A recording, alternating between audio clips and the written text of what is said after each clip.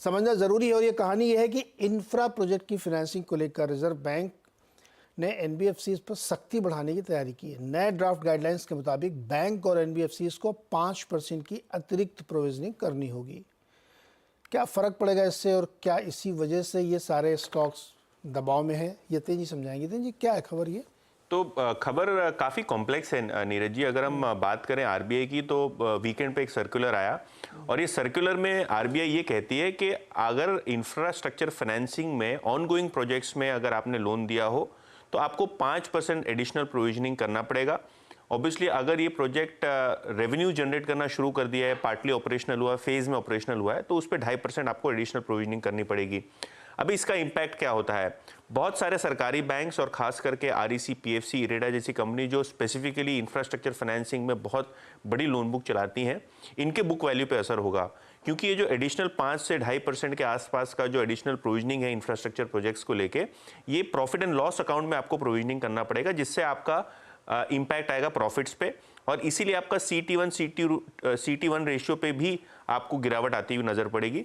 तो ओवरऑल अगर हम आरईसी, पीएफसी और इरेडा जैसी कंपनीज की बात करें तो 5 से 8% के बीच में ब्रोकरेजेस अनुमान लगा रही हैं कि बुक वैल्यू पे एक नेगेटिव इंपैक्ट होगा, और शायद इसीलिए ये सारे स्टॉक्स 5 से 10% नीचे हैं। और सरकारी बैंक्स क्योंकि ज़्यादा इंफ्रास्ट्रक्चर फाइनेंसिंग करती हैं, तो यहाँ भी आपको 2 से 5% की बुक वैल्यू पे इंपैक्ट दिखेगा, और शायद इसीलिए बड़े बैंक्स खास करके SBI, PNB, bank of Baroda, इन सब स्टॉक्स में आपको आज के सत्र में इंपैक्ट आता हुआ दिखाई पड़ रहा है। ऑब्वियसली आरबीआई को लगता है कि पिछली जो इंफ्रा साइकिल थी, यहाँ बैंक्स की प्रोविजन थोड़ी बहुत चूक गई थी, तो अच्छे पीरियड में मुझे लगता है ये आरबीआई बैंक्स को प्रिपेयर कर रही है कि जब टाइम खराब आए तो अतिरिक्त इंपैक्ट ना आए। यानी जो प्रोजेक्ट अभी शुरू नहीं हुआ उसमें 5% करनी पड़ेगी जी। जहां शुरू हो गया काम का, प्रॉफिटेबिलिटी दिख रही है, हाँ, तो वहाँ 2.5%।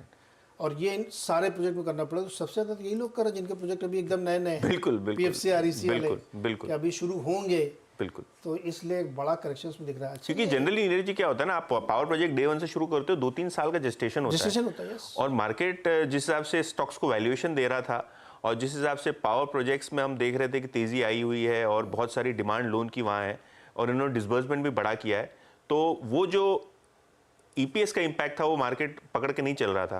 तो कहीं ना कहीं आरबीआई की जो लगाम लगी है उसके बाद मुझे लगता है थोड़ा बहुत आपको वैल्यूएशन, वैल्यूएशन और बुक वैल्यू दोनों पे इम्पैक्ट होगा। तो ये जो लोन ले रहा है उसको कोई दिक्कत नहीं, एनटीपी से कोई प्रॉब्लम नहीं है कोई प्रॉब्लम नहीं, लेते रहो लोन। अच्छा, नजर पड़ी अभी टाइटन की ब्रोकरेज रिपोर्ट, कोई पढ़ी है आपने? तो जो टाइटन है ना नीरज जी, ब्रोकरेज ने कोई बड़ा टारगेट चेंज किया नहीं है, लेकिन रिजल्ट डिसअपॉइंटिंग है कि 2 चीज हुई इसमें। एक तो आपका जो ज्वेलरी बिजनेस है उसके अंदर आपका जो अनुमान से 50 से 60 से 80 basis point depending on brokerage आपका मार्जिन कम आया, पहली बात। दूसरी बात, मैनेजमेंट ने ये कह दिया कि ये जो मार्जिन लेवल है ये मेंटेन करेंगे गाइडेंस में। तो जो मार्केट का एक्सपेक्टेशन था कि ज्वेलरी बिजनेस में ज्यादा अच्छा कर पाएगी कंपनी, मार्जिन के लिहाज से मुझे लगता है थोड़ा बहुत डिसअपॉइंटमेंट था, और शायद इसीलिए दोनों अर्निंग्स और जो फॉरवर्ड लुकिंग स्टेटमेंट्स हैं उसके वजह से स्टॉक में आपको 7-8% का इंपैक्ट दिख रहा है। ब्रोकरेजेस हालांकि जो बाय रेटिंग है मेंटेन करके रखे हैं, और ब्रॉडली अगर आप देखें तो टारगेट्स कोई बड़ा बदलाव नहीं है, लेकिन हाँ रिजल्ट्स में तो डिसअपॉइंटमेंट है ही। 70,000 रुपये तोला सोना है, और अभी अगले 3-4-6 महीने बहुत ठंडा पीरियड रहने वाला है। बिल्कुल, एक क्वार्टर और बर्दाश्त करना पड़ेगा, क्योंकि ये मैनेजमेंट खुद बोल के गए, सेनको बोली क्या थी, भाई बिक्री अभी थोड़ा सा ठंडी पड़ रही है, लोग पुराना सोना लाके उसी घुमा रहे हैं। बिल्कुल, तो ये एक इम्पैक्ट इसमें देखने को मिला, इसलिए टाइटन आज 6-7% नीचे है। अच्छा, और जिससे पहले एक महीने तक काफ़ी गिर चुका है, उसके बावजूद आज 7% की बिकवाली है। बहुत बहुत शुक्रिया यतीन, ये सारी जानकारी